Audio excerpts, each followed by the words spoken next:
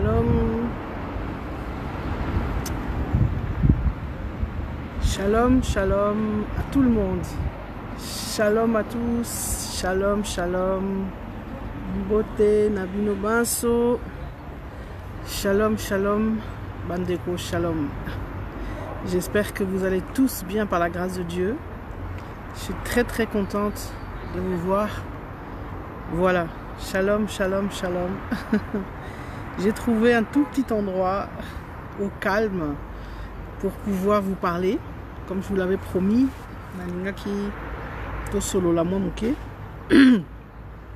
Donc j'ai la grâce de trouver ce merveilleux endroit. Pour vous dire, là je me suis un peu adossée, un peu mise à part, parce qu'on a la chance ici de pouvoir sortir quand même, prendre l'air. Il fait très beau ici en Autriche. Donc je vous salue de la part de l'Autriche. Je vais vous montrer d'ailleurs comment il fait beau. Vous voyez la chance que j'ai. Voilà mon petit coin où je me suis mis dans un petit jardin, un petit parc. Voilà, c'est là où je suis. Donc je me suis mis un petit peu mis d'eau au soleil parce que moi ils ont tellement macassé que voilà, moyen penza na solo là bien exact. Là même là nazo mon abino bien té. Enfin je vois pas très bien s'il y a la luminosité. Je vais voir. Attends, je vais d'abord déjà éteindre. J'avais complètement oublié. Voilà. Il faut natalanan. Voilà. Luminosité à écran comme ça. Comme ça, na mon abino bien. Voilà. Donc shalom, bonjour à tous encore une fois. Voilà, je voulais pas faire ce live Nakatiandako parce que tellement Nazala qui confiné Nakatiandako pendant plus d'un mois. J'étais en quarantaine, pour ceux qui le savent pas, parce que voilà, j'étais atteinte de ce vide-19, de ce foutu virus. Bonjour papa Issa, Nasepe Livement Motenayo, maman Marie-Hélène, bonjour, rebonjour. Voilà, donc Bokota, partagez, vous partagez Penza, voilà, vidéo Oyo, bien live Oyo, poto solo là. Je voudrais vraiment qu'on puisse parler. Je vous l'avais promis la dernière fois lors de mon live. Nous allons maintenant nous parler régulièrement, Toro solo là, Penza, sérieusement, parce que franchement, j'ai vraiment à cœur de vous parler et le Seigneur aussi me met à cœur de vous parler de tout ce qui se passe, de vous donner mon témoignage. Alors pour tous ceux qui n'auront pas pu ou qui n'ont pas pu suivre une partie de mon témoignage, je vous invite à aller sur la chaîne et sur la page Espoir TV, T-E-V-E, Espoir TV. Allez sur la page Espoir TV. Boromona témoignage, Autosali, na maman Julie, que je salue ici, que Dieu la bénisse. Donc voilà, venez suivre ça. Et là vous allez un petit peu avoir... voilà, j'ai un petit peu parlé un peu de mon témoignage. Nabandi Kolobango manqué. Mais voilà, j'avais promis de le faire et je tiens à le faire, ici aussi. Je voudrais plutôt vous partager mes pensées, mes réflexions. C'est peut-être un peu comme on dit, voilà, sous forme de ma solo. Je vous vois d'ailleurs. Donc voilà, je vois tous les gens qui rentrent. Alors pour la première chose vraiment que je voudrais faire, c'est rendre grâce. Rendre grâce à ce Dieu merveilleux. Je ne sais pas pour vous, mais ce Dieu, il est tellement formidable. Vous savez, dans ce temps et dans ces temps qu'on traverse, ta seule espérance, ton seul appui, ton seul réconfort, Ezaka Nzambe. Soki Nzambe était, bonsoir maman Mich, Sandra. Soki Nzambe était, Nazo Ipsabino que Ezamarato. Alors je ne sais pas si Narolobana français, Narolobana lingala, parce que bon, Batumususu Bazo Sengangana Lobana lingala, Balembi français, Bamususu Balobi que Balbayo Kaka lingala te Balingi Kaka français, donc c'est un peu compliqué pour moi de vous parler, voilà, de quelle langue choisir. Bon, on va essayer comment le Saint-Esprit nous conduit. Mais j'aimerais vous dire bonjour Mayala, bonjour. J'aimerais vous dire vraiment bonjour maman Céline. Oh voilà, puisque maman Céline est là, je n'ai pas le choix. Je suis obligée de parler en français parce que je vois qu'il y a des personnes qui se connectent et qui ne parlent pas lingala. Donc, bon, peut-être n'a pas la vidéo spécialement lingala pour les lingalophones, mais comme il y a aussi des gens qui se connectent qui sont francophones et pas lingalophones, par respect pour eux, parce qu'ils se donnent la peine, parce que vraiment ils me font l'honneur d'être là, alors je suis obligée de parler en français. Mais bon, comme vous le savez, lingala c'est aussi ma langue, de temps en temps, de toute façon, les anakatia makila, comme on dit, ça ressort, ça revient. Je voulais vraiment, comme je disais, d'abord que nous prenions tous conscience vraiment de la grâce du Seigneur qui est là, de la grâce du Seigneur qui n'est pas encore épuisée. La Bible dit que tant que Jésus n'est pas venu enlever son épouse, la grâce est là. Et la grâce est vraiment là. Moi, j'ai expérimenté la grâce à de nombreuses reprises, mais particulièrement dans ces derniers moments. Vous savez, dans les temps qui sont là, dans ces temps tellement difficiles, il y a des gens qui passent par des souffrances énormes. Par ces temps de virus, il y en a qui ont perdu des leurs. Et moi, je suis tellement reconnaissante à mon Dieu qu'il m'a fait la grâce. Excellente journée, Papa Bob. Maman Céline a levé à côté, il n'arrête ma lingala, d'accord. Donc, moi, je rends grâce à Dieu parce que, vous savez, mon témoignage, c'est pas tellement que Dieu m'ait guéri du virus. Ça, c'est un témoignage, bien sûr, c'est un témoignage. Mais moi, mon témoignage, ce que j'ai vraiment ressenti au plus profond de mon cœur. Bonjour maman, Marie-Sylvie, mamie, Donja, bonjour, bonjour. La grâce que Dieu m'a faite, c'est qu'il m'ait fait traverser cette période avec le moins de symptômes possibles, avec le moins de complications possibles.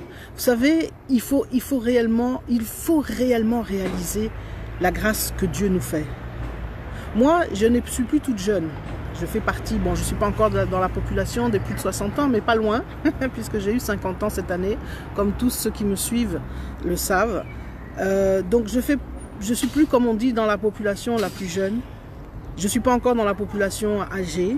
Mais vous savez, avec ce virus, je vous dis que tu sois jeune ou vieux, ce qui vraiment, comme on dit, est ligné zoyo et kozoyo. On le voit d'ailleurs, on a des jeunes, on a des enfants, toutes sortes de personnes qui sont atteintes. En plus, je n'ai pas une santé très bonne avec mon passé de santé. Bonjour Maï Mayala. Je n'avais pas une santé formidable, diabétique, etc. Enfin bon, voilà, bref. Donc, vous savez, le fait de pouvoir, de s'en être sorti, de pouvoir vous faire cette vidéo, c'est une pure grâce. Et d'avoir traversé ce temps, ce moment qui était, c'est vrai, c'est pas facile. C'est une pure grâce parce que Dieu m'a fait grâce. Vous n'avez pas idée à quel point.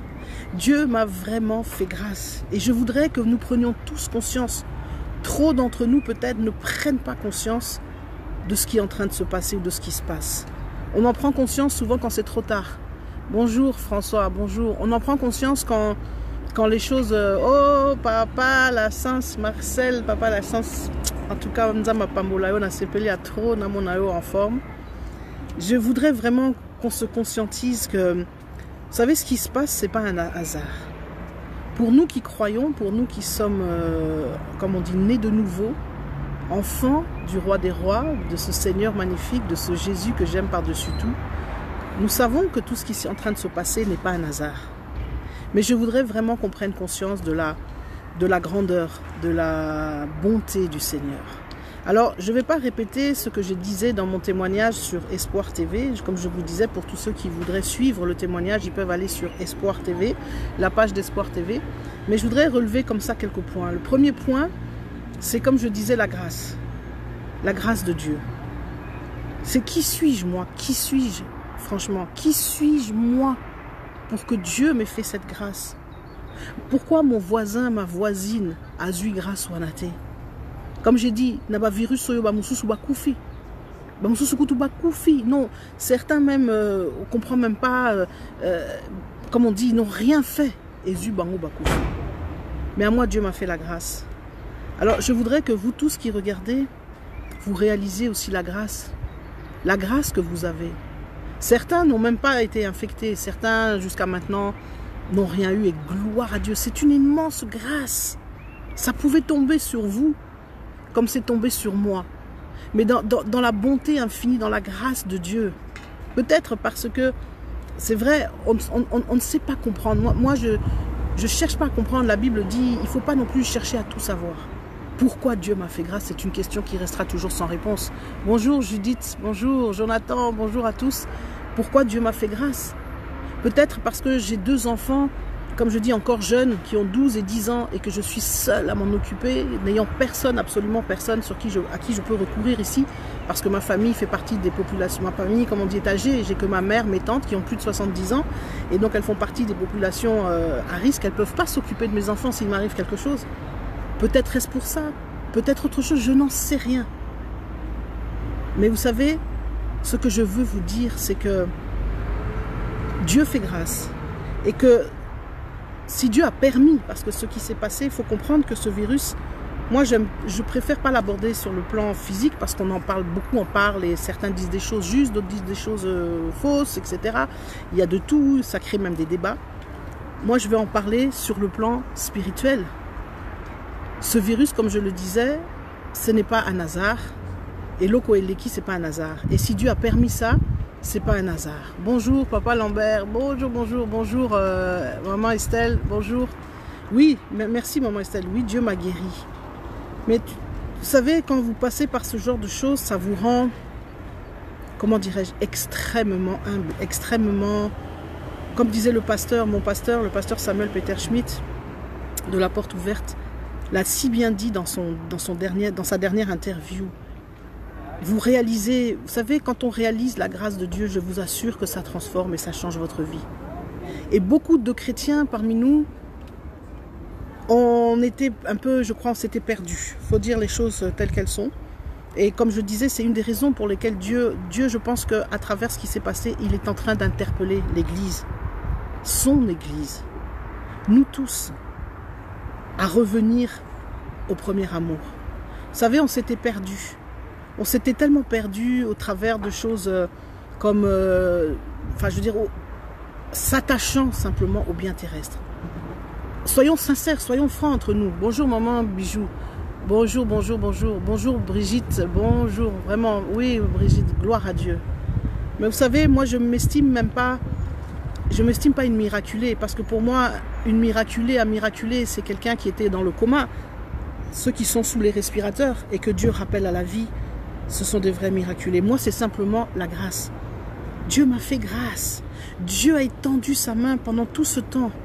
Que les symptômes ne prennent pas des ampleurs incroyables. Et je l'ai senti, vous savez, pendant ce temps, ça a duré. Ça a commencé, je pense que ça a commencé presque, je pourrais dire, depuis janvier. Et aujourd'hui, on est le 7 avril, je crois. Ça fait que quelques jours que vraiment, je peux vous dire que Nabiki. Et pendant tout ce temps, j'ai senti la main de Dieu. J'ai senti les moments où le virus voulait me prendre. Le virus voulait prendre mon corps, voulait développer des symptômes.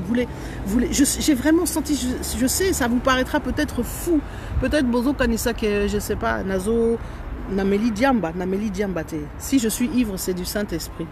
Parce que tellement j'ai vécu sa présence, tellement j'ai vu sa main tomber sur moi. Et tellement j'ai senti, bonsoir maman Bobette, bonsoir, que Dieu te bénisse. Tellement j'ai senti sa main posée sur moi pendant ce temps. Et comment ce virus, c'était un véritable combat. Un combat dans la prière. Vous savez, il y a des situations où vous n'avez plus rien d'autre que Dieu. Et même si ça peut vous paraître étrange, parce qu'on est en Europe et que c'est quelque chose qui semble même pas possible, je vous assure, moi, je me suis retrouvée dans une situation où je n'avais que Dieu. Lorsque je suis rentrée de Mulhouse, etc., donc comme je disais, tous les détails du témoignage sont sur Espoir TV. Lorsque je suis rentrée justement du jeûne et prière de Mulhouse, et que bon, voilà, je me suis fait tout de suite tester quand j'ai appris que voilà, il y avait l'épidémie. Je me suis fait tester qu'on a été testé positif, moi et les enfants. Pas simplement moi, nous trois, nous étions positifs. Et vous voyez la grâce de Dieu déjà. Rien que la grâce de Dieu par rapport aux enfants. Tellement Dieu a préservé sa main. Je connais d'autres enfants qui l'ont attrapé et qui ont subi des conséquences, qui ont subi des symptômes. Mais moi, Dieu, comme je dis, nous a fait grâce. Mes enfants n'ont rien eu. Mon fils aîné, Abraham, a eu peut-être pendant 2-3 jours juste un peu mal à la gorge, un peu de fièvre. Juste au tout début, on était encore à Mulhouse. Ensuite, plus rien. Mon deuxième fils, pour lequel j'avais vraiment plus peur, parce qu'il est plus fragile, il a un problème des bronches, il fait des bronchites asthmatiques, donc il a un petit souci, comme on dit, il a toujours une fragilité à ce niveau-là. J'avais vraiment peur, je vous assure. J'avais plus peur pour lui que pour moi. Et j'ai prié, j'ai dit, Seigneur, je t'en supplie. Seigneur, fais grâce. Fais grâce, fais grâce, fais grâce. Oui, maman, qu'avait banjo ou papa, c'est le moment de parler. C'est pourquoi dans l'obile là. Je priais, je disais, Seigneur, fais grâce à mon fils. Atangai, soki ezwangai. Mais moi, n'a pas ça. Pardon, Seigneur, s'il te plaît, fais grâce. Vous savez, c'est ce moment simplement à genoux au pied du Seigneur. Et vous ne pouvez que pleurer, que crier, qu'implorer la grâce. Vous ne pouvez qu'implorer la grâce de Dieu. Et c'est ce que j'ai fait. J'ai imploré la grâce de Dieu et Dieu a répondu. Mon fils, si fragile, chez qui ça aurait pu peut-être avoir des conséquences beaucoup plus graves, il n'a rien eu. Dieu a vraiment étendu sa main. Vous savez, c'est extraordinaire de voir ça. Parce que on vit tous les trois dans un appartement tout petit en plus. On n'a même pas vraiment de grands espaces où chacun peut aller peut-être s'isoler, etc. Donc tout petit, confiné. Là, c'est vraiment ce qu'on appelle confiné de confiné. Vous savez, il y a des gens, gloire à Dieu, que Dieu les bénisse. Mais on a confiné. Et Dieu a fait grâce. Dieu a fait grâce. C'est incroyable de se dire, vous savez, le deuxième témoignage où je vois la grâce de Dieu. Je suis rentrée de Mulhouse, j'ai habité 3 jours chez ma mère. Parce que justement, on a vu un peu compliqué, on n'a pas de chauffage et tout. Bon, bref, je ne vais pas faire ici un détail de mes conditions de vie pour vous dire que je passe et je suis passée. Je sais ce que c'est ce qu'on appelle vraiment des conditions de vie difficiles. Donc, bref, j'étais chez ma mère 3 jours, Mandeko. Juste avant la mort de mon père, 3 jours. Et toute ma famille, le jour de mon père est mort le 3 mars, bon, je donnerai ce témoignage aussi parce que c'est un grand témoignage à la gloire de Dieu. Toute la famille était venue, évidemment, se rassembler. Bon, Biso Tosalara Matangate, Ndenge Bino Bosalaka, donc Biso Bamindele, c'est un peu différent, mais quand même, ceux qui voient Ezali, bon là, en l'occurrence, Batante et tout ça, Baye, Nanda. Vous imaginez qu'on se retrouvait tous à la maison avec moi et les enfants qui avions le virus. Moi, je ne le savais pas à l'époque, puisque je l'ai appris qu'après. Ce n'est que la nuit, dans la nuit du 3 au 4 mars. Déjà le soir du 3 mars que j'ai appris qu'il y avait donc le virus à Mulhouse et puis que je me suis fait tester. Donc j'ai su ça bien après. Et Dieu a fait grâce parce que ma mère n'a rien eu. On a passé 3 jours ensemble, Ndakomoko, rien eu. Et jusqu'à aujourd'hui, elle est en parfaite santé. Parce que ma mère, en plus, elle fait partie d'un public extrêmement en danger. Non seulement qu'elle a plus de 70 ans, mais qu'en plus elle est diabétique, qu'elle prend de la cortisone, etc. etc. Donc tout, elle a tout. Elle a toutes les cases remplies pour que si elle attrape le virus, en tout cas, elle est au Soukamabe. Mais Dieu a fait grâce. Dieu a fait grâce. C'est pourquoi je veux vous dire que la grâce de Dieu est à la Railo Kopambate. Et vous savez, pendant tout ce temps où j'étais donc là, en train de combattre, parce que dans ce virus, il y a un aspect, comme je dis, spirituel, extrêmement fort. Et l'aspect spirituel, c'est que ce virus, qui est un simple virus physique, voilà, comme on dit, Satan a yé à l'atissi en haut, naeloko nae. Et c'est ce qui en a fait ce que nous voyons, ce fameux virus dont tout le monde parle. Parce que l'aspect qui rentre dans ce virus, c'est la panique, c'est l'angoisse, c'est la détresse, c'est la désolation, c'est la mort et c'est la destruction. Et c'est l'esprit de mort, Bandeko. Je me suis battue, entre guillemets, quand je dis je, c'est le Saint-Esprit en moi qui luttait, comment vous expliquer? C'est pas lutter parce que nous avons la victoire. Jésus a vaincu la mort à la croix et il a vaincu la mort lorsqu'il est allé au tombeau. Mais il y a quand même un combat spirituel, si je peux dire ça comme ça, avec cet esprit de mort qui venait, qui repartait. Vous voyez ce virus, comment il m'attaquait? J'étais à la maison, je disais Seigneur, donne-moi la force. Il y a des moments où je ne pouvais même pas me lever du lit. Non pas que je ne pouvais pas respirer, parce que Dieu m'a fait grâce de ne pas permettre à ce que ce virus attaque mes voies respiratoires. Des fois, je sentais des oppressions, des fois, oui, j'avais comme ça un petit peu de mal à respirer, mais rien, c'était léger, et puis ça ne durait pas. C'était peut-être une heure de temps, après, c'était parti. Mais j'avais plein d'autres symptômes, à tel point que je ne pouvais plus bouger. Il y a eu des moments où je ne pouvais pas sortir du lit. Et je criais à mon Dieu, je disais, Seigneur, Seigneur, Seigneur, Seigneur, les enfants, il faut qu'ils mangent, il faut... Vous savez, c'est là où vous comprenez beaucoup de choses. Dans ces temps-là, j'ai réalisé la grâce, encore une fois, la grâce de Dieu. Vous savez, quand j'ai eu mes enfants, on a toujours des gens qui viennent vous dire comment il faut les élever. Oh, il faut boyer, il faut boyer, il faut boyer. Surtout, et pas Bamindele. Ça, je vais vous dire un secret. Quand dans les familles, il y a Bamindele, surtout dans les bonnes familles. Bon, vraiment les bonnes familles. La famille, comme moi, je suis issue d'une bonne famille, une bonne famille bourgeoise, une bonne famille intellectuelle. Donc, je ne suis pas issue de famille, voilà, mes parents, comment dirais-je, voilà quoi, ils avaient, je ne veux pas dire que c'est pas que Baza qui n'a mon, c'est pas un problème d'argent, mais c'est un problème de position sociale, de niveau social. Donc vous voyez, quand vous faites partie des, voilà ce qu'on appelle, oui voilà, c'est ça qu'on appelle peut-être la bonne famille bourgeoise, intellectuelle, universitaire. Hein, mon père était un grand universitaire, ma mère aussi. Donc bref, ce qui fait que on vous dit, dans ces familles-là, il y a beaucoup d'attentes en ce qui concerne les enfants. Ouais, bana, il faut que bon, faut que vous leur offriez le meilleur cadre et tout ça. Bon, et c'est bien, hein, je ne suis pas en train de dire que Babilo Kwana Izamabe, Nalobi Boïté, je ne suis pas en train de dire ça, mais ça veut dire que voilà, vous avez des enfants, donc vous devez leur donner le meilleur cadre, la meilleure éducation, mais surtout, ça veut dire qu'il faut tout le temps, il faut les occuper, tout le temps on vous parle qu'il faut les ouvrir à des tas de choses, à leur faire découvrir ceci, leur faire découvrir la culture, leur faire découvrir le sport, leur faire découvrir les trucs artistiques pour éveiller les sens, toutes ces choses dont on nous rabâche matin, midi et soir. C'est pas mauvais, vous savez, c'est pas que c'est soit mauvais, je suis pas du tout en train de critiquer ça, parce que bien au contraire, bien sûr que c'est important. Quand tu as la chance de pouvoir donner à tes enfants la capacité, la possibilité de les ouvrir, d'ouvrir leur sens, d'éveiller, etc., tout en eux, c'est très bien. Mais quand on vous le fait, quand c'est comme une pression, quand c'est comme quelque chose où chaque fois on vous indexe en vous disant yo soko sali angote aux amutumabe, yo soko sali angote aux amères mabe, tu es une mauvaise mère, tu es ceci, tu es cela. Vous savez, on n'est que ce qu'on est. On n'est que ce qu'on est. Et encore plus particulièrement quand on est, comme je vous dis, mère célibataire, entre guillemets, quand vous êtes seul à élever vos enfants et que vous devez vous battre sur tous les fronts. Moi, j'ai beaucoup de respect pour ces femmes. Il y a des femmes, c'est pour ça, j'ai beaucoup de respect pour beaucoup de femmes africaines qui ont fait des sacrifices énormes pour leurs enfants. Elles se sont sacrifiées. C'est vrai, moi j'avoue, j'arrive pas à la cheville de beaucoup de ces femmes-là, d'être capables de se sacrifier comme beaucoup de ces femmes se sont sacrifiées. Mais on fait ce qu'on peut à notre niveau, avec nos capacités.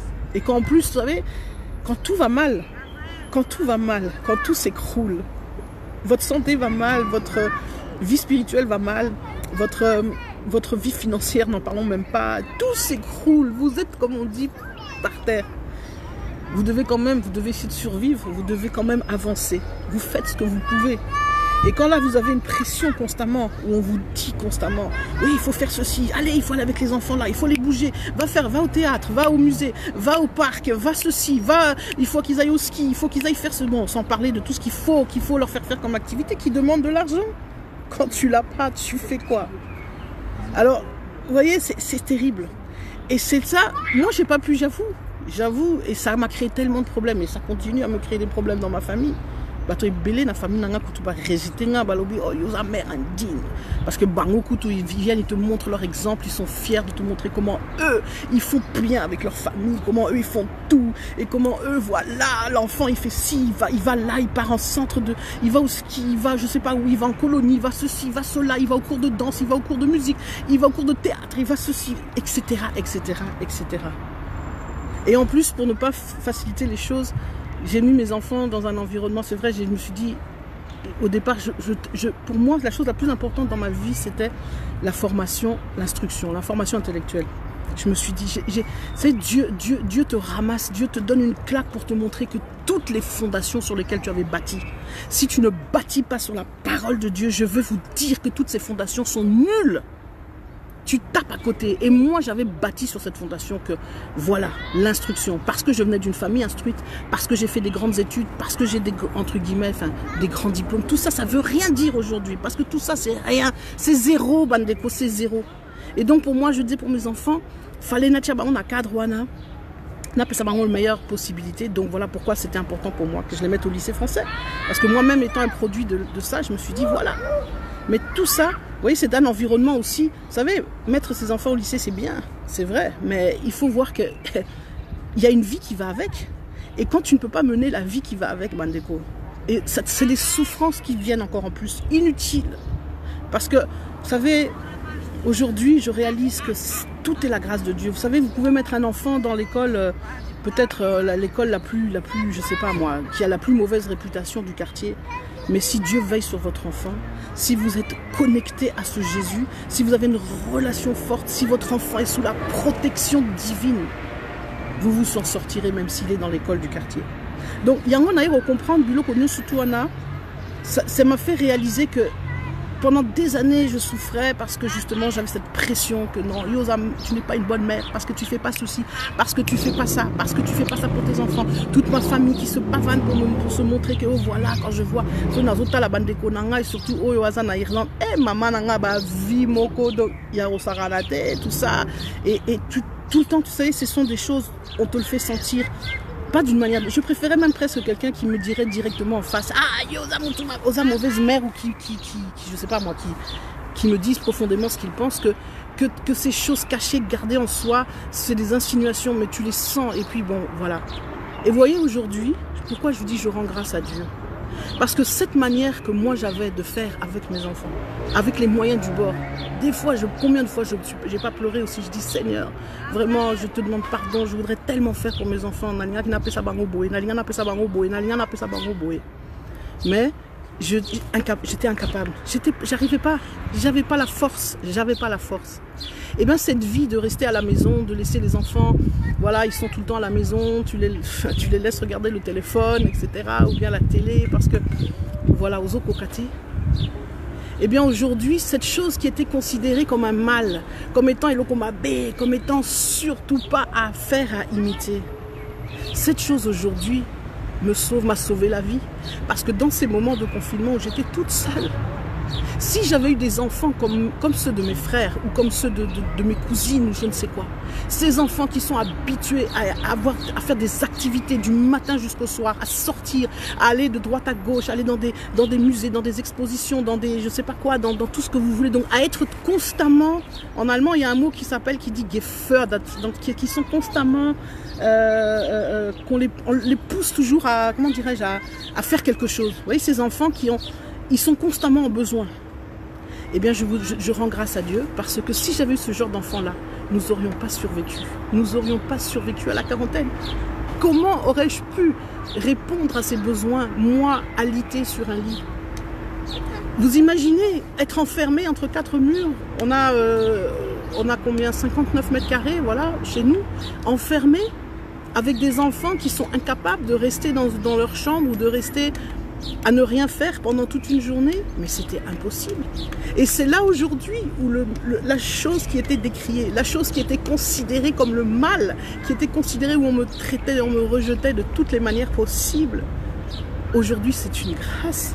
Parce qu'aujourd'hui, mes frères, et enfin tous ceux-là, eux souffrent. Je vois les enfants de mes copines, là, etc., souffrir. Parce que bana ba mesanate ko fanda nanda ko tongo tipo quoi ba mesanate, ça génère des crises, ça génère des disputes. Il y a des familles où franchement, où sincèrement tu as deux doigts de faire que les parents sont en train de disjoncter, peut-être de péter un câble au combo maman nanayo. Et moi, grâce à cette éducation qui a tellement été déconsidérée, aujourd'hui cette éducation, elle m'a sauvée. Elle nous a sauvés parce qu'elle nous a permis de passer dans cette quarantaine. Elle nous a permis de s'en sortir. Mais moi, j'ai eu aucun problème, pas un seul moment pendant toutes ces... On est resté plus d'un mois confinés. Pendant tout ce temps, pas un seul cri, pas un seul problème, pas une seule dispute. Ouais, de temps en temps un peu, bon, parce que quand même, il fallait quand même qu'ils travaillent un peu, qu'il faut que je les pousse quand même à travailler, parce que, voilà. Mais ça se passe vraiment bien, dans la grâce, dans l'harmonie. Pourquoi? Parce que ces enfants ont été habitués à être tout le temps à la maison, à rester à la maison, entre guillemets, à ne rien faire. Alors vous voyez, c'est vrai, quelque chose pour vous montrer comment Dieu est bon. Quelque chose qui est considéré comme un mal. Et qui est quelque part, c'est vrai, un mal. Je suis encore en train de fois, vous savez, je ne suis pas fière. Moi, je suis franche avec vous, je vous avoue, je ne suis pas fière de ne pas avoir pu faire tout ce que je pourrais faire, ou tout ce qu'ont fait mes frères, mes sœurs, tout ce que je vois autour de moi, ma famille, etc. Je ne suis pas fière de ne pas pouvoir leur donner cette éducation-là. Mais Dieu a transformé ce mal en bien. Dieu a transformé ce mal en bien. Vous savez, c'est pour tout ça, je vous témoigne ça pour vous montrer ce que j'appelle la grâce de Dieu. Pour que vous réalisiez c'est quoi la grâce de Dieu. Que quelque chose que vous ne comprenez pas, quelque chose qu'à un moment donné vous vivez, vous ne comprenez pas, vous vous dites pourquoi, vous considérez ça même comme mauvais, vous infligez même, comme on dit, des mea culpa et des trucs en disant vous êtes en train de vous culpabiliser à fond. Mais sache que cette chose-là, Dieu peut la transformer demain en quelque chose de positif. Vous voyez, si je me suis pendant des années, je me suis culpabilisée. Mais à un moment donné, Dieu m'a dit, ma fille, arrête. Tu as reconnu. Vous savez, la Bible, ce qu'elle attend, ce que notre Seigneur attend de nous, c'est que nous nous repentions, que nous reconnaissons notre mal, que nous venons près de la croix. Moi, je suis venue plein de fois, j'ai pleuré, j'ai dit, Seigneur, je reconnais ma faiblesse, je reconnais que j'y arrive pas, je reconnais, Seigneur, que je ne peux pas faire comme je voudrais faire, je reconnais que je manque de force, que je manque de discipline, que je manque de beaucoup de choses. Je le reconnais, mais je viens devant toi parce que il n'y a que toi qui peux m'aider, il n'y a que toi qui peux m'aider. Et bien Dieu, lorsque vous venez comme ça, vous vous repentez, je vous assure, Dieu intervient. Et Dieu a transformé cet aspect négatif, là je vous parle d'un exemple qui est par rapport à l'éducation, en quelque chose de positif. Donc je voudrais vous encourager, mon frère, ma soeur. Donc voilà, comme dit maman Bobette, oui, mais même ça, j'ai pas pu faire. J'ai pas pu faire. Instruire l'enfant selon la voie de Dieu. Vous savez, ça a été la chose la plus dure pour moi, d'avoir pas été capable de pouvoir, comment dirais-je, de pouvoir enseigner mes enfants dans la parole comme il est demandé. De pouvoir prendre ce temps, de pouvoir... Il y a des parents, c'est quand vous écoutez leur témoignage, ou bien vous vous dites, ils vous mentent, ou bien alors vous vous dites, mon Dieu, quelle grâce ils ont. Je vous assure, j'entends des témoignages autour de moi de parents qui te disent, waouh, moi avec mes enfants, je leur fais les codimes à la maison, on passe du temps, on prie ensemble, on lit la parole de Dieu, on fait ceci, on fait cela. Moi, je dis chapeau. Chapeau. Moi, j'ai pas su faire. Faut dire que j'ai pas su faire parce que d'abord, je n'avais pas réalisé. Au début, j'avais pas réalisé. Je ne prenais pas ça. J'avais pas réalisé l'importance de ça. J'avais pas réalisé. Vous savez, si je commence à donner un témoignage sur ma vie, sur ma maternité, ça va être long parce que c'était un long processus. Ça, et ce témoignage pourront choquer d'autres personnes. Parce qu'il y a des gens qui pleurent, qui se sont humiliés, qui ont fait des jeûnes et prières pour avoir des enfants. Moi, j'ai rien demandé du tout. Et j'ai eu ces enfants, malgré le passé que j'ai eu, où normalement je ne devais pas avoir d'enfants. Mais Dieu m'a fait grâce. Mais ça a été pour moi un sacerdoce. Ça a été pour moi très dur d'accepter la maternité, d'accepter d'être mère, d'accepter en fait cette responsabilité. Vous savez, c'est une responsabilité. Et même encore aujourd'hui, je vous assure, malgré qu'aujourd'hui j'ai pris conscience que je demande l'aide de Dieu, c'est pas facile. Il y a des moments où je dois me battre pour accepter cette responsabilité. Eh bien, c'est pour vous dire que le pouvoir instruire ses enfants, c'est très important. Aujourd'hui, j'ai pris conscience de ça. Et on essaie de y remédier. Je fais ce que je peux. Parce que vous savez, aujourd'hui, mes enfants ont 12 ans et 10 ans. C'est plus des bébés. Quand vous avez raté le coche à la naissance, après, pour rectifier le tir, c'est pas facile. Mais il ne faut pas désespérer. Même si ton enfant a 15 ans, tu peux encore rectifier le tir. C'est ça qui est merveilleux avec Dieu. Donc, on essaie. On fait, oui, maman Clarisse, on essaie de faire comme on peut, avec les moyens du bord. Et la chose la plus importante, c'est que moi, je sais que j'ai confiance. C'est ça que je veux vous dire, c'est la confiance en Dieu.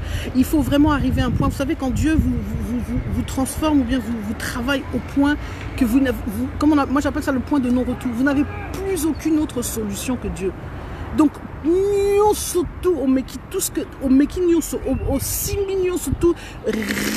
rien ne fonctionne. Dieu vous enlève tout. Il ne vous reste plus que la vie. C'est-à-dire, en fait, est arrivé à un point, ce qu'on appelle le dénuement total. Le dénuement total. Il ne te reste plus que le souffle. C'est-à-dire, il ne te reste plus que ça. La vie, c'est ça que j'appelle la vie, dans sa plus simple expression. À ce moment-là, vous allez, je vous assure, revenir à Dieu. Vous allez revenir à Dieu. Tu vas reconnaître ton Créateur. Tu vas te soumettre à ton Créateur. Et tu vas rentrer maintenant dans cette relation merveilleuse. C'est ça qu'on appelle la nouvelle naissance en fait. Vous savez, beaucoup parmi nous, c'est ça qui est triste. Et je crois que c'est pour ça que Dieu nous interpelle beaucoup dans l'église. Soit ils ne sont pas réellement nés de nouveau, soit comme je dis, ils ont oublié. Parce que les tracas de la vie, les séductions de la vie les ont éloignés du premier amour. Mais moi je veux vraiment vous appeler...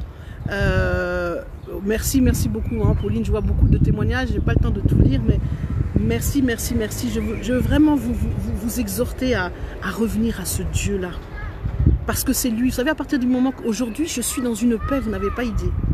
Vous savez, aujourd'hui, je peux être là, les circonstances peuvent sembler complètement, comment dirais-je, complètement sans issue, sans espoir, complètement négatives. Mais je suis dans la paix parce que le plus important, vous savez, le plus important, et c'est ça que beaucoup de gens n'ont pas compris, c'est pas cette vie ici sur Terre. Le plus important, c'est pas que non, na bala, na bota, na sombandako, na zala na mon ebele, na voyager, na somba dernier iPhone, na somba dernière Mercedes ou je ne sais quoi, na somba Gucci, c'est pas ça le plus important. Le plus important, c'est le salut, Bandeko.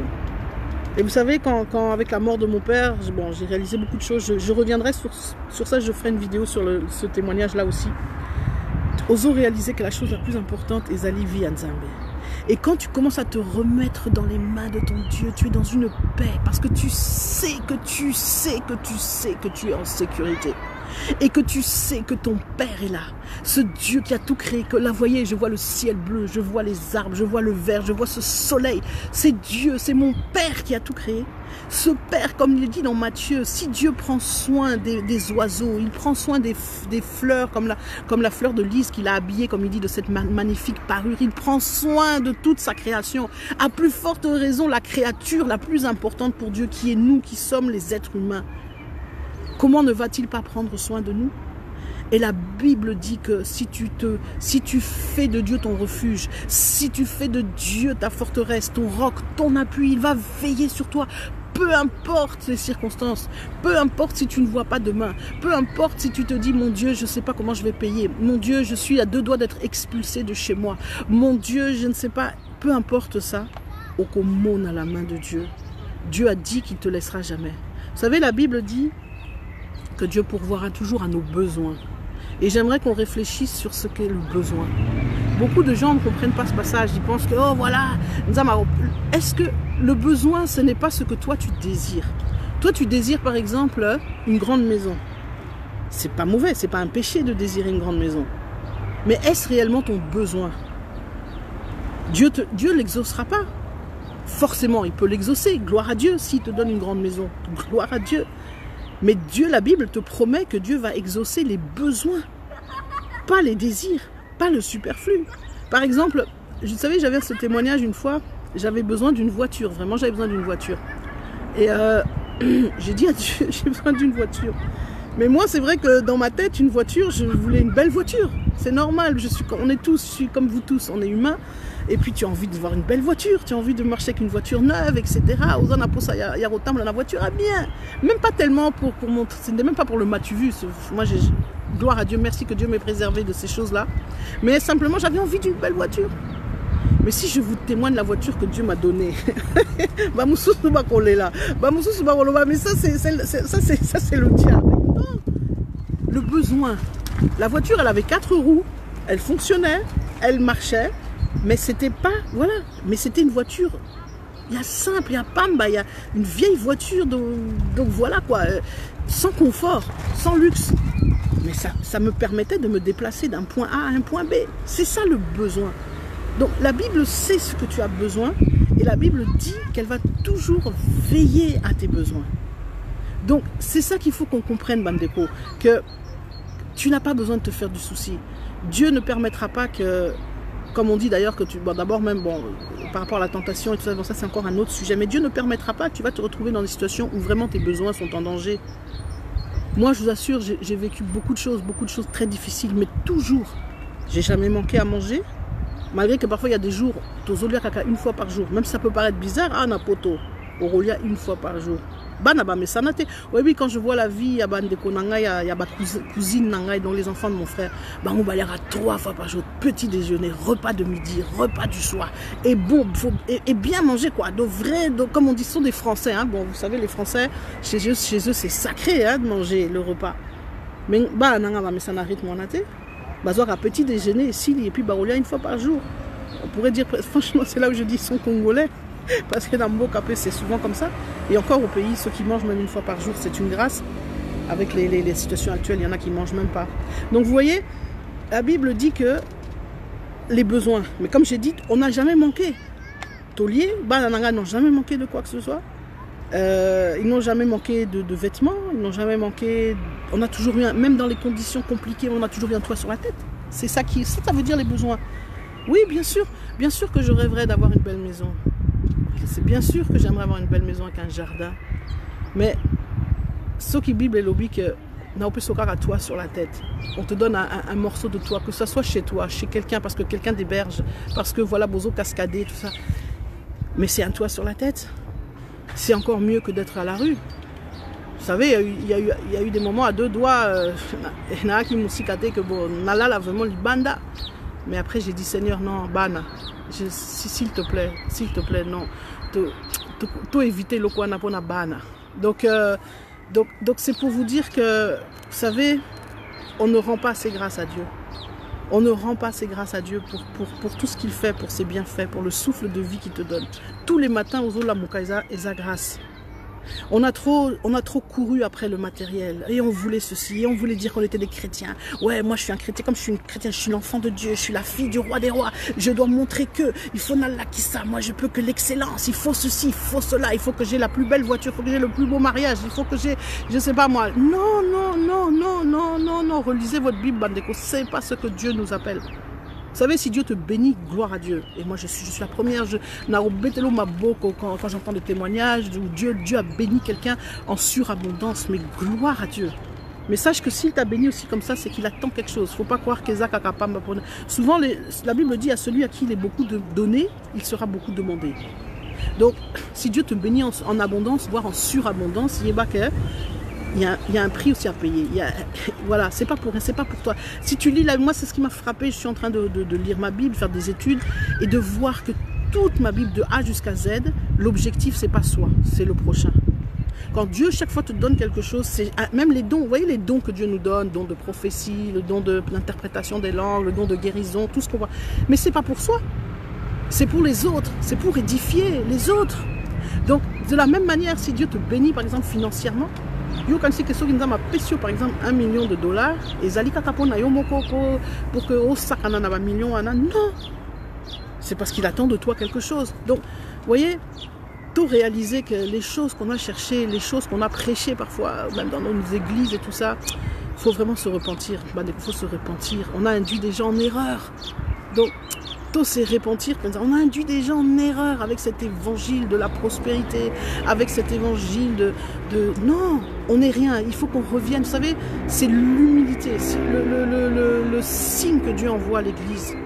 Par tout ce que nous sommes en train de vivre, c'est pour faire comprendre que tu n'es rien. La Bible dit, j'étais en train de lire ça dans Jacques hier, je suis en train d'étudier Jacques. Nous ne sommes qu'une vapeur.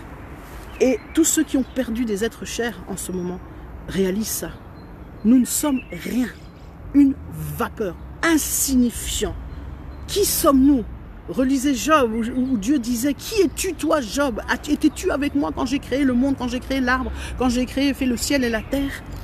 Quelle arrogance, Bandeko, quand on est là à vouloir réclamer. Moi je, c'est mon droit en tant que fille de Dieu, héritière du roi des rois, je dois avoir ceci, je dois avoir cela. Mais mon Dieu, quelle arrogance. Et tout ça, ça nous a permis de nous distraire.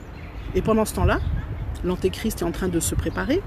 Le diable, comment dirais-je, intensifie son armée, etc. Vous voyez? Alors que nous devons être à la brèche pour prier, pour revenir à ce Dieu. Vraiment, réalisons que... Moi, je voudrais vous inviter, je vais faire d'ailleurs ça, je l'avais dit dans ma vidéo précédente, je vais faire des vidéos avec vous pour vous montrer comment... Enfin, pas vous montrer, en tout cas, vous montrer... Pas poursuivre ce que moi je fais, c'est pas ça, parce que chacun doit trouver sa voie. Mais moi, en tout cas, vous montrer comment étudier la Bible. On va prendre des Bibles, voilà, vous comprendre, faire des études, comme on dit, bibliques. C'est rien de compliqué. Et justement, il faut arrêter de faire des modèles pour tout le monde, dire que voilà, c'est comme ça. Prends zoa boyer. Non. Moi, je vais vous montrer comment moi je fais. C'est moi. Après, vous, Borosa, là, na bino. Parce qu'il faut que chacun trouve sa relation personnelle avec le Saint-Esprit, avec Dieu, pour que voilà. Et vous allez étudier, on va étudier. Quand tu étudies dans la parole, quand tu étudies ta Bible de A jusqu'à Z, tu vas réaliser que tout le point central de toute la parole, c'est le salut. Le point central, quand je regarde surtout les évangiles, surtout les actes, mais c'est à ça que nous devons revenir, c'est à cela. Moi j'ai toujours dit, mon exemple c'est Paul, moi je veux être un Paul féminin. Je le dis, je veux être un Paul féminin.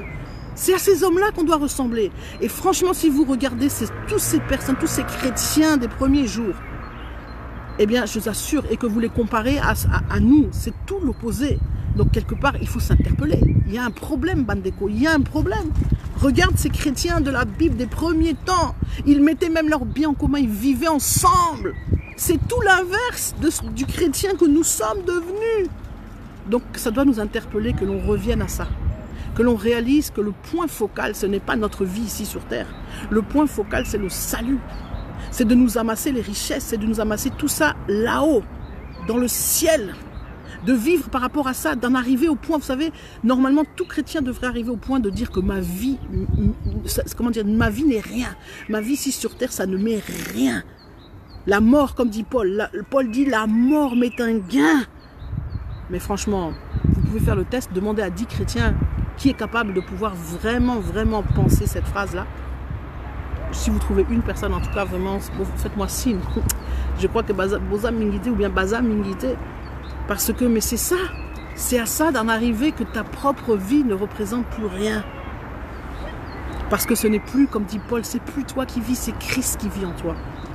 Moi, c'est ce que j'ai réalisé, c'est ce que Dieu fait, c'est le travail que Dieu fait en moi. C'est à travers tout ce que j'ai vécu, c'est voilà, c'est la prise de conscience. Et je crois que c'est cette prise de conscience-là que Dieu attend de nous dans ce temps. Maintenant, vous avez le temps, Dieu a fait exprès de tout stopper.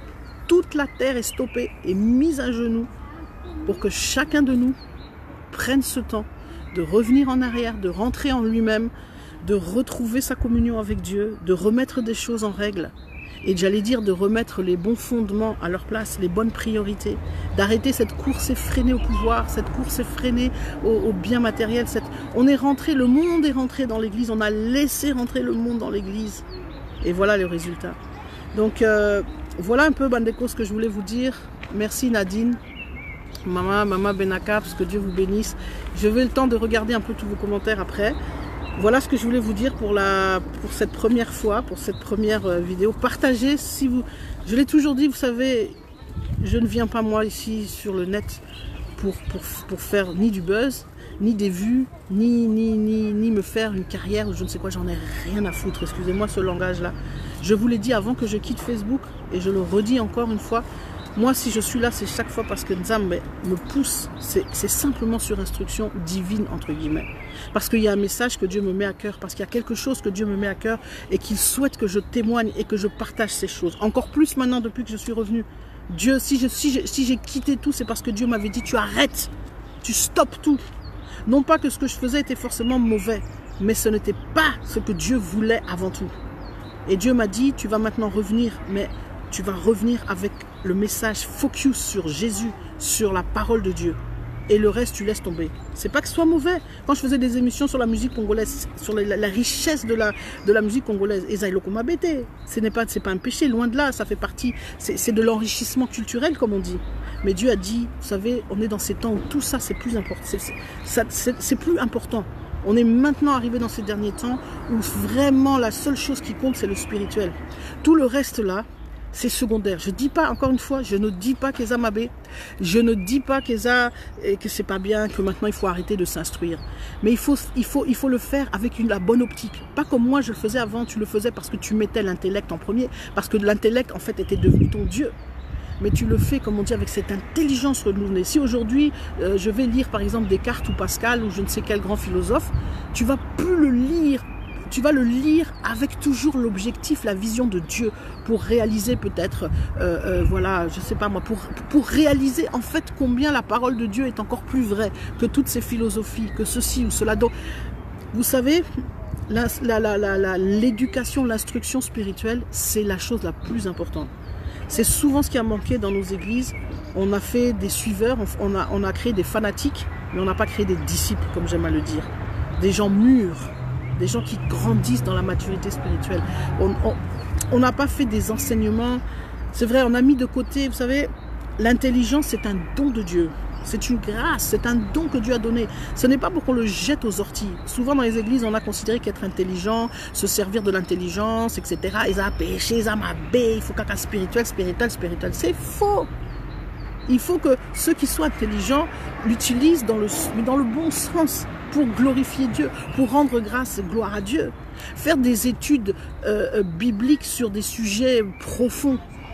C'est génial, vous savez, moi j'ai cette chance de pouvoir participer à ça quand j'étais à Paris, dans certains milieux protestants, vous avez même dans les milieux catholiques d'ailleurs, vous avez des études, vous faites des études bibliques intellectuelles comme on dit. Mais c'est génial, c'est important. Mais il faut que ça soit, comment dirais-je, renouvelé par l'esprit. Il faut que ces études bibliques ne soient pas simplement là pour être juste une discussion d'intellectuels, mais il faut que ça nourrisse. Mais il faut que les intellectuels aussi, comment te dire, l'évangile ne concerne pas que, comme on dit, même si la Bible dit heureux les simples d'esprit. Lorsqu'elle dit heureux les simples d'esprit, c'est les gens simples, c'est les gens pas compliqués, c'est vrai, c'est les gens peut-être, comme on dit au bazin d'Amayele, comme on dit mon poussé. Mais bataba intellectuel, il faut que Bayananza, mais Paul, c'en est le meilleur exemple. Paul, si tu le transposes dans notre monde actuel, c'est comme si c'était un grand philosophe. Paul, c'était un grand instruit, un grand lettré, un grand intellectuel. Mais il a soumis cette intelligence, elle a été renouvelée, elle a été lavée par le Saint-Esprit. Maintenant utilisée, et ça lui a été utile. Vous voyez Paul, quand il s'est retrouvé dans des discussions avec des juifs érudits, avec les gens du Sanhédrin, etc. C'est des gens, pour pouvoir tenir tête à ces gens-là, il fallait avoir quelque chose dans la tête, il fallait avoir des arguments. Le savoir, l'éducation que Paul a eue, c'est ce qui lui a permis. Mais quand il tenait tête à ces gens-là, il tenait tête d'une manière renouvelée, c'est-à-dire ce qu'il disait c'était plus sa propre intelligence, etc. C'était cette intelligence utilisée, comment dirais-je, mis à la disposition du Saint-Esprit. C'est le Saint-Esprit qui lui soufflait les paroles qu'il devait dire en se servant de ses connaissances. Vous voyez, c'est ça. Et aujourd'hui, on a besoin que cette frange de la société, comme je dis, ces intellectuels, enfin, ces gens instruits, voilà, ces universitaires dont j'ai fait partie, on a besoin que ces gens-là viennent à Christ, soumettent leur savoir à l'intelligence, à la puissance du Saint-Esprit, pour que ensuite cela devienne comme une arme dont le Saint-Esprit pourra se servir pour le royaume. Donc, vous voyez, voilà pourquoi je vous dis, ce qui est important de nos jours, c'est ça. C'est ça qui est le plus important. Il faut toujours mettre l'accent sur le spirituel. La formation spirituelle, c'est ça. La formation spirituelle, c'est pas simplement, voilà, c'est pas comme on dit faire des fanatiques. Le pasteur qui est là, qui dit la Bible dit que, allez, tout le monde est là, amen, amen, amen, amen. On abrutit les gens, plus personne ne réfléchit. Non, la formation spirituelle, c'est susciter la réflexion, mais la réflexion soumise à l'intelligence, soumise au Saint-Esprit, soumise à l'Esprit de Dieu. Voilà pourquoi moi ça m'a toujours manqué. Moi je vous avoue franchement que ces fameuses études qu'on avait, moi je suis issu des groupes bibliques universitaires. Qu'est-ce que c'est pas génial les groupes bibliques universitaires. Vous savez, ça m'a manqué parce que la dernière fois que j'ai participé à un groupe biblique universitaire, c'est quand j'étais à l'université. Donc voilà, à Paris ou à Grenoble, sur le campus. Mais ces choses-là nous ont manqué. Dans nos églises, on met trop peu l'accent sur ces choses-là. On n'a pas on fait pas des études bibliques en groupe où chacun, vous voyez, bon, c'est vrai, on trouve ça dans les églises, Yabamindele. Sincèrement, ça c'est vrai. Tu vois. Et moi, je dis c'est dommage parce que ça, on a besoin de ça. En tout cas, par exemple, les gens qui ont, comment dirais-je, enfin voilà, qui ont cette instruction-là, ils ont besoin parfois de pouvoir partager, de développer ses pensées. Enfin voilà, vous prenez un texte biblique, chacun dit ce qu'il pense, en toute liberté, sans aucune. Il n'y a pas des contraintes, il n'y a pas que voilà, je ne peux pas parler parce que si je parle, le pasteur il est tout puissant. Non, il n'y a pas tout ça. Vous êtes tous simplement des frères et sœurs autour d'une table, aux os solo là. Et puis vous priez, vous demandez à l'Esprit de Dieu qui vous parle, qui vous révèle, qui vous éclaire, Non, Bandeko. Voilà les genres de choses dont on a besoin. Pour le temps là, pour les temps qui vont venir après, il va falloir que, comme je dis, Bisotuto Zongelanzambe. D'abord, la première chose, se repentir profondément, sincèrement. Et puis remettre les choses en perspective, remettre les bonnes priorités. Amener, vous savez, le peuple de Dieu, le conduire, être un vrai conducteur, vous savez, les bergers. La Bible dit, je lisais ça encore, c'était avant Jacques, j'étais dans dans Colossiens, dans Galates, où où la Bible parle de l'importance de la responsabilité des conducteurs. Vous savez, c'est une responsabilité qui vous est donnée. Waouh! Moi, je bénis Dieu que voilà quoi. Franchement, je ne cours pas pour dire que oh voilà Nakoma pasteur ou bien Nakoma Sokinani responsable d'église. Pardon, parce que la responsabilité qui est attachée à ça est bien plus grande que soi-disant la gloire que oh voilà tu es sur l'estrade, tu prêches. Oh mon cher, la Bible dit il sera beaucoup plus demandé à ces gens-là. Donc réalisons tout ça, devenons des chrétiens matures. Je l'ai dit, je le répète, tout le monde est capable de lire sa Bible. Tout le monde. Je parle ici aux gens qui me suivent, ce sont tous des gens instruits. Je ne parle pas des analphabètes. Donc tous les gens qui sont en train de suivre ce live sont des gens qui savent lire et écrire. Quelqu'un qui ne sait pas lire et écrire, c'est autre chose. Il faut pour ces gens, il faut trouver d'autres moyens pour leur permettre d'avoir accès à la Bible. Et grâce aux nouvelles technologies, il y a des possibilités d'entendre la Bible, etc. Donc, il y a beaucoup de moyens. Mais là, ici, je m'adresse à ceux au Yebi Penza Kotanga. Alors, s'il vous plaît, mon frère, ma soeur, Zoa Bible Nayo, Bandanan. Bandanan, nous causons la tête, parce au feu vert, causons la tête, église Nayo et organiser séminaire, Mokoboye, organiser une conférence ou un rallye ou je sais pas quoi. Tu commences tout seul. Personne personne t'en voudra ou personne va te faire des reproches parce que yo, bandi, Kotanga Bible Nayo, Nakatianda. Bien au contraire. C'est ça qui va te permettre de devenir mature. Tanga Bible Nayo, passer du temps avec le Seigneur, passer du temps dans la prière, rends grâce à Dieu tous les jours pour la grâce, comme je dis que Dieu te fait. Vraiment, mon frère, ma soeur, c'est ça. Si je pouvais te laisser ce dernier message, c'est ça. J'ai dit à partir de maintenant, la Rosong et la Bino souvent, je ne sais pas encore, une fois par semaine, peut-être plus, peut-être moins, enfin au moins une fois par semaine, en tout cas ça c'est sûr. En tout cas on va parler. Toko Solo là, comme je l'ai dit, j'ai beaucoup à dire. Donc voilà, mais pour aujourd'hui je voulais vous laisser ça sur votre cœur. Vraiment que mon Dieu vraiment vous bénisse abondamment, puissamment. Que ceux qui sont, il y a tellement d'amis qui passent par les moments difficiles, qui ont perdu un père, une mère, un frère, une sœur. Que le Saint-Esprit, je prie que le Saint-Esprit se manifeste d'une manière comme il ne s'est jamais manifesté dans vos vies. Que ce consolateur qu'on appelle le consolateur, que vous ayez une révélation de ce consolateur comme vous l'avez jamais eu pour tous ceux qui passent par le deuil en ce moment. Que le consolateur vraiment vous accompagne, vous fortifie, vous soutienne. En tout cas, que vous reveniez avec des témoignages extraordinaires. C'est ma prière pour vous, que ce consolateur soit avec vous. Et pour tous ceux qui passent dans les moments difficiles, qui sont encore dans la souffrance, qui sont dans la peine, qui sont encore dans la maladie de ce virus, s'il vous plaît, ne perdez pas espoir. Accrochez-vous, implorez ce Dieu, mais implorez-le de tout votre cœur. Implorez-le non pas pour que Dieu, entre guillemets, vous savez, c'est ça qui a fâché Dieu. On se tourne vers Dieu pour un intérêt, parce qu'on veut que Dieu fasse. Dieu bénis-moi, Dieu donne-moi un mari, Dieu donne-moi une maison, donne-moi un travail. Non, même la guérison, Dieu guéris-moi. Quand je vous dis implorer Dieu, vous implorez d'abord Dieu pour lui. Vous reconnaissez que c'est votre créateur. Vous reconnaissez que vous avez, que vous avez péché parce que vous avez été orgueilleux, parce que vous n'avez pas su reconnaître. Repentez-vous d'abord devant ce Dieu. Même dans votre lit d'hôpital, là, repentez-vous. Et ensuite, implorez simplement la grâce. Dites, Seigneur, je suis ta fille. Ta parole dit que tu ne m'abandonneras pas, tu ne me laisseras pas. Seigneur, je suis ta fille, je t'ai demandé pardon, je te demande vraiment pardon. Il faut que ce soit une vraie repentance. Pas ma repentance des mal au bas, des lèvres, juste parce que voilà, tu te dis c'est comme une formule magique, je dis ça comme ça, après Dieu va me bénir. Non, non, non, ça ne va pas marcher sinon. Une véritable repentance. Et je vous assure, vous implorez sa grâce et Dieu va venir vous relever.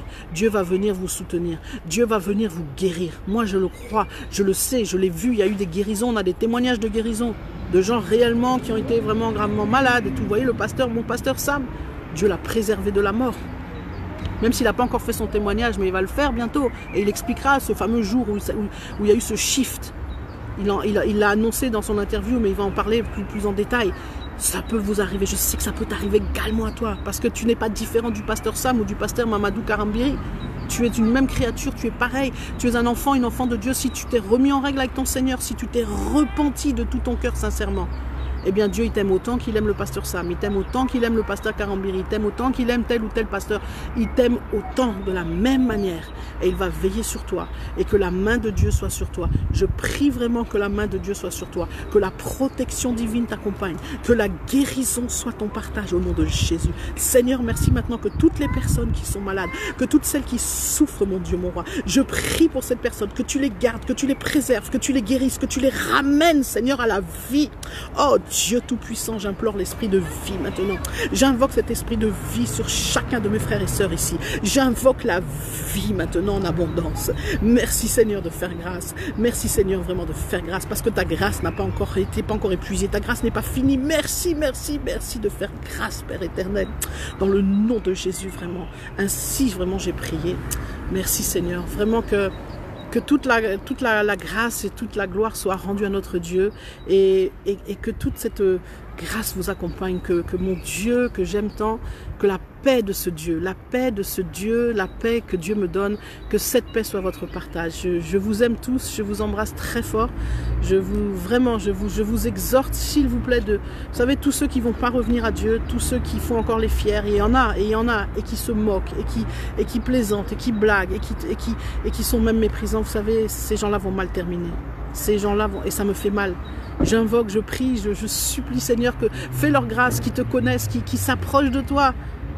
Parce que leur sort va être très mal. Donc s'il vous plaît, si vous sentez que ça frappe à votre cœur, si vous sentez que le Seigneur qui frappe à votre cœur, s'il vous plaît, n'endurcissez pas. Ouvrez la porte, laissez-le entrer, acceptez, prenez ce Jésus, je vous assure, parfois on vous a peut-être menti, on vous a dit que les églises, ouais, tu acceptes Jésus, tout va bien, ta vie va être que merveilleuse, c'est faux. Accepter Jésus, c'est un chemin à la fois de joie, mais aussi de souffrance. Regardez encore une fois la vie des premiers chrétiens, c'était pas une partie de plaisir. C'est ça réel, mais il faut accepter Jésus. Mais ce que Jésus t'a dit, c'est que si tu m'acceptes, même dans les temps difficiles, même dans les moments qui vont être durs, je serai toujours avec toi. Tu auras une paix que les autres n'auront jamais. Tu auras toujours cette assurance que Dieu va te sauver. Regardez Paul, Dieu, la vipère l'a attrapé, ça lui a rien fait. La Bible dit, vous boirez des breuvages mortels et des poisons, ça vous fera rien. Je vous assure, quand vous êtes dans cette communion-là, dans cette intimité avec le Seigneur, c'est tout ce que dit la Bible est valable. Et ça va se faire, ça va se manifester. Donc vraiment, si tu entends cette voix, laisse entrer Jésus, laisse-le entrer, donne-lui ta vie, parce que tu ne vas pas le regretter. Je t'assure, ce n'est pas une fable, ce n'est pas des conneries, c'est pas du blabla, c'est pas... Et c'est ça que je voudrais inciter. Il y a beaucoup de gens qui veulent pas entendre parler de Jésus parce qu'ils regardent à l'église, ils regardent à toutes les dérives qu'on a vues dans les églises, tous les scandales. Ne regardez pas tout ça. Dieu est en train de se charger de ça. Il est en train de faire le ménage. Je l'ai toujours dit. Voilà pourquoi aussi, frères et sœurs, ne t'occupe pas de ça, ne rentre pas. Ne sois pas quelqu'un par qui le scandale arrive. Ne sois pas un propagateur de calomnies, de choses. Ne rentre pas, ne participe pas, n'alimente pas ces choses-là. Laisse Dieu faire. Dieu s'occupe de tous ceux qui déconnent. Crois-moi. Toi, occupe-toi seulement de Dieu. Rends grâce à Dieu. La Bible dit, ne calomnie pas ton frère, ta sœur, ni rien. Ne prends pas ton téléphone pour dire, hey, ma sœur, tu as entendu, tu as vu, le frère Mike, machin, il a fait ceci. Non. Même ton pasteur, tu t'occupes de lui et Dieu est en train de s'occuper de son église. Je vous dis, il est en train de gifler là bien l'église. Donc, occupe-toi de toi, occupe-toi de ta vie, de ton cheminement et tu verras que franchement, au monde a vraiment cette gloire de Dieu. Donc, vraiment, mon frère, ma soeur, soyez bénis. Soyez abondamment bénis. Je vais m'arrêter là parce que j'ai parlé très longtemps. Je ne voulais pas parler aussi longtemps, mais bon, voilà. Que Dieu vous garde. Et surtout, n'oubliez pas, Jésus est là. Jésus nous aime tellement. C'est pour ça qu'il retarde. Parce qu'il veut encore que plein de gens viennent à lui. Il n'a pas encore fini. Donc, s'il te plaît, viens à lui. Dieu va s'occuper de tout. Je vous assure, Dieu va s'occuper. Même tous ceux qui s'occupent par rapport au pays et tout. Vous savez, vous connaissez mon combat, comment j'étais engagée par rapport au Congo. Je n'ai pas changé de position. Mais j'ai simplement changé de stratégie. J'ai réalisé que tout est d'abord dans le spirituel. Laisse Dieu faire. Dieu fait sa part. Quand tu laisses Dieu faire, Dieu il fait sa part, tu fais la tienne. Il va attendre simplement les instructions. Je pense, en disant ça, je ne suis pas en train de te dire, ouais, voilà, ça veut dire qu'on ne peut plus rien faire et tout. Non, mais c'est d'abord dans le spirituel. Si Dieu te donne comme instruction pour l'instant que mon peuple se repente, mon peuple prie. Il n'est pas en train de te dire maintenant va au combat. Quand Dieu va te dire maintenant prends ton arme, comme on dit, pour parler d'une manière imagée, prends ton fusil, maintenant vas-y, va te battre, ok, tu vas le faire. En attendant, tu as, c'est ça que je veux dire, être au pied du Seigneur, attendre des instructions. Donc Dieu va s'occuper de tout ça parce qu'il a tout ça entre ses mains. Et je vous ai toujours dit, par rapport au Congo, il y a une prophétie spéciale, il y a des choses spéciales. Le Seigneur a réservé quelque chose de très particulier par rapport à ce pays. Et ce pays va avoir une place primordiale dans ce qui va se passer dans les mois et dans les années à venir. Mais chaque chose en son temps. Pour l'instant, c'est de venir au Seigneur, revenir au Seigneur et arrêter avec ces discussions souvent inutiles. Oh, voilà, le Seigneur, la Bible, c'est le truc des Blancs, c'est le truc des Mindel. C'est du n'importe quoi. La Bible, elle n'a rien à voir avec blanc, noir. La Bible, elle est universelle. Lisez ce message. Ce message s'adresse ni à des Blancs, ni à des Noirs, ni à des jaunes, ni à des Asiatiques, enfin, je sais pas moi, ni à quoi que ce soit. Il s'adresse à la création, à l'humanité. Il est valable. Simplement, ce qu'on en a fait, la manière dont on l'a interprété, la manière dont on l'a vécu, dont on l'a manifesté, oui, on a vécu toutes ces dérives. Oui, la Bible a été utilisée par les Blancs pour coloniser. Oui, la Bible a été utilisée par les Blancs pour maintenir en esclavage tout un peuple, etc., etc. Oui, mais ça ne veut pas dire que la Bible est mauvaise, ça veut dire que la manière dont on a utilisé la Bible, c'est ça qui est à condamner, c'est ça qui est mauvais. L'Église, les dérives, c'est pas parce que l'Église a dérivé, parce que l'Église fait du n'importe quoi, parce qu'il y a des pasteurs qui font du n'importe quoi, que ça veut dire que la parole de Dieu est mauvaise. La parole de Dieu, elle est vraie. Et ce n'est pas parce que tu commences à croire maintenant à Jésus que ça veut dire que tout ce qu'on t'a inculqué, que ton grand-père, ta grand-mère, c'est bon aussi. Il ne s'agit pas de rejeter ton héritage, je veux dire, culturel, loin de là. Mais il s'agit de soumettre cet héritage culturel à Christ. Donc je ne suis pas en train de te dire, ouais, oublie ta tradition, que les Bayans, ils oublient leur tradition, que les Balouba, ils jettent tout ça par... Non, mais n'en fais pas un Dieu, ne le mets pas à la première place par rapport à Dieu. Soumets-le à l'esprit, et tu verras que comme ça, tu sauras, ça deviendra une richesse, ça deviendra un atout. Parce que ça sera soumis à l'esprit, c'est ça simplement. Donc la Bible, elle est pour tout le monde. Tout le monde doit venir à Christ. Tout le monde doit se convertir. Je suis désolée. On ne parle pas d'une religion, même si tu es d'une autre religion. Je te respecte. La Bible dit, respectons-nous. Parle à ton frère toujours avec amour et compassion. Enfin, comment dire, avec amour. Il ne s'agit pas de commencer à aller voir un musulman pour lui dire, ouais, toi, tu es un faux type, ou je ne sais pas. Non, mais de prier pour lui et de laisser le Saint-Esprit faire. Mais voilà quoi. Donc, Boya Nzambe, vraiment, c'est de ce Dieu-là dont je vous parle. Moi, je vous parle du Dieu de la Bible. Je ne vous parle pas du Dieu d'une église. Je ne vous parle pas du Dieu d'une dénomination. Je ne vous parle pas du Dieu d'une culture ou d'un héritage culturel. Je vous parle du Dieu de la Bible, le véritable, le seul, l'unique. Que tu l'appelles Nzambe, que tu l'appelles Nzamapungu, que tu l'appelles Dieu, que tu l'appelles, peu importe quel est le nom que tu lui donnes. C'est ce Dieu-là, manifesté par Jésus-Christ, par son Fils. La Bible dit qu'il n'y a qu'un seul chemin qui vient au Père. Je suis désolée, mais c'est clair. Nul ne vient au Père que par moi. Je suis le chemin, la vérité, la vie. Voilà ce que Jésus a dit. Personne d'autre n'a dit ça. Sur terre, si vous regardez dans toutes les religions, vous ne trouverez jamais aucune autre qui vous dira que le seul moyen de venir au Père, c'est par Christ. Donc, voilà. Bandeko, vraiment, que Dieu vous garde, Dieu vous bénisse. Je m'arrête là. Je vous dis à bientôt. Je vous souhaite une excellente journée. Bye bye. Je vous aime. À bientôt. Ciao, ciao.